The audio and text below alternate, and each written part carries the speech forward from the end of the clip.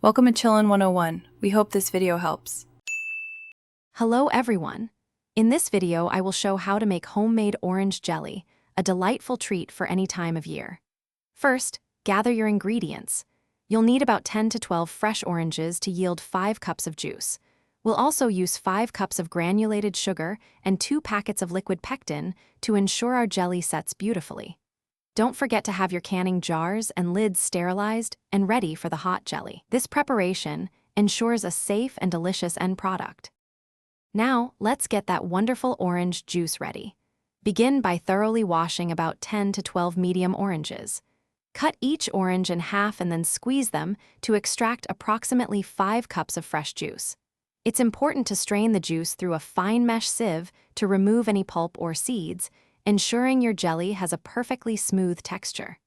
For an extra burst of aromatic flavor, you can also grate a small amount of zest from 1 or 2 oranges and set it aside to add later.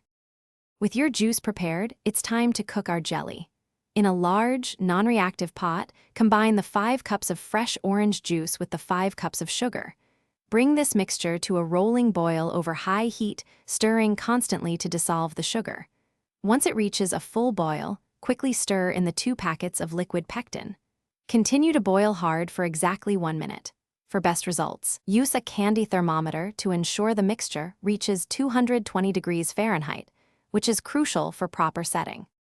The final step is canning your delicious orange jelly for long-term enjoyment.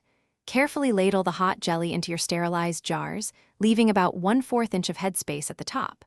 Wipe the rims clean to ensure a good seal, then apply the lids and screw on the bands until fingertip tight. Process the jars in a boiling water canner for 5 minutes.